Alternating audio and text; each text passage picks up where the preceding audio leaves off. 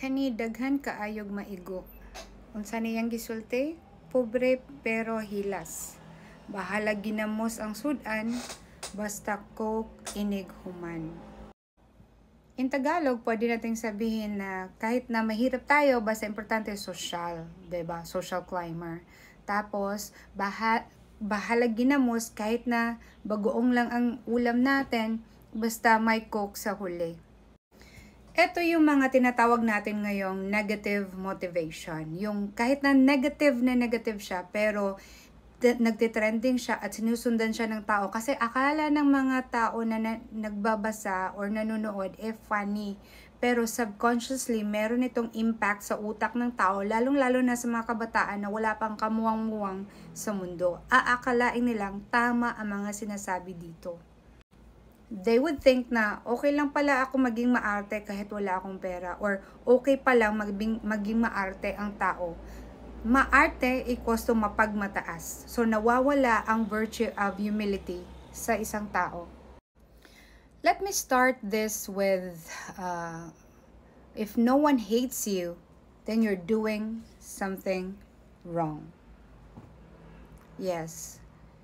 Here's what I live by. Kasi sa panahon ngayon, marami na sa atin ang umuoo sa world values. Ano ba itong mga world values? Ito yung mga pinaniniwalaan ng tao at ina-approve ng tao at sinusunod ng mga tao. Tulad na lang ng rhinoplasty. Pinopromote yan ng marami dyan, hindi lang influencer. Nakakatuwa nga kasi yung mga nasa social media talagang sobrang proud nila na magpaparitoke sila ng ilong nila or ng mukha nila. Pero yung mga artista nga, halos marami dyan nagparitoke pero hiyang-hiya na sabihin or aminin na nagparitoke sila kasi alam nila na this should not be promoted. Pero bakit sa social media, lalong-lalo na yung mga tao dyan, nagpo-promote dito sa social media? Isa lang, kasi gusto nila ng reaction, gusto nila ng like. But come to think of it, nagpo-promote ka ng isang bagay na hindi natural. So, binibigyan mo ng idea ang mga kabataan na hindi okay yung ilong ko na natural. Dapat ganito kasi yan yung maganda.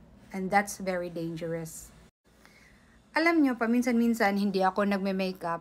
Like, ang nakalagay lang sa mukha ko is yung, syempre yung default filter dito sa TikTok, tsaka konting sunscreen, skincare, at konting correction and foundation. Yan lang yung nakalagay. And alam nyo namang manipis kasi nakikita nyo pa rin yung skin ko.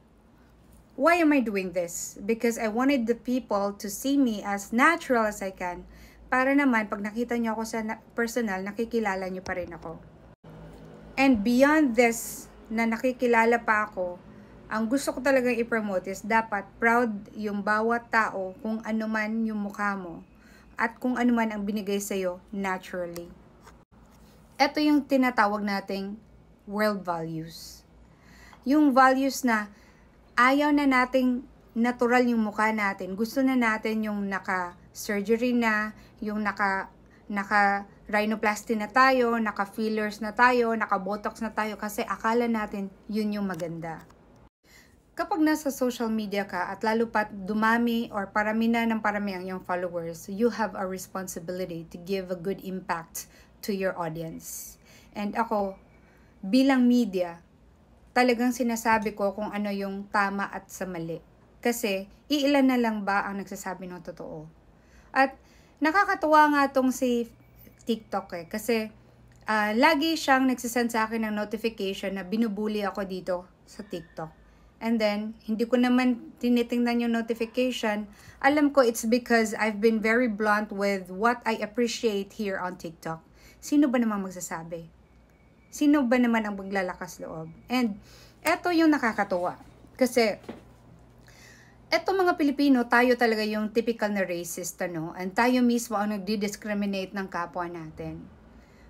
Kapag idol natin, ayaw nating may ibang magsalita against that person. Ayaw natin at pinagtatanggol natin kahit na alam natin na may mali na naman talaga.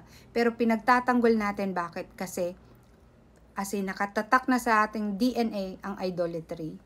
And which is very, very ironic kasi mga Katoliko, but you are practicing idolatry. Bakit kaya? Itanong nyo kaya yan sa Roman Catholicism. So again, if no one hates you, then you're doing something wrong. Daming nag-hate sa akin, I'm doing something wrong. Why? Because I'm doing this for the Filipino people, especially sa mga kabataan natin. Kasi sa social media, yes, it's funny. Yes, it's fun. Yes, it's entertaining for you. But your subconscious is absorbing everything and indirectly, nakukuha mo yung negative energy dyan na pwede mong gamitin in the future action mo. Kapag ikaw ay matanda na, you might know kung ano yung dapat mong gawin sa hindi dapat, pero paano na yung kabataan? 'Di ba? Huwag tayong selfish. Lalo na kapag marami ka ng followers sa social media. Mag-ingat. At kapag may nagsabi sa iyo na negative ka o meron kang sinasabing hindi maganda, pwede mo namang isipin na, yeah, maybe meron akong nagawang hindi maganda at nasabing hindi maganda. Kaya, for me, I am here to inform and I have my right as media to expose people kung sino yung hindi maganda dito sa social media. And like ako, if I've done something wrong, I always say na hindi yun maganda, dapat hindi pa marisan. Kasi nga, hindi lang tayo ang nandito sa mundo. And gustuhin man natin o hindi, like our life will end here, dito sa mundong ibabaw. Pero may mga magpapatuloy na mga bagay dito sa mundo at yan yung mga kabataan natin. Kaya yan dapat yung isipin natin lagi, wag lang yung ating sarili.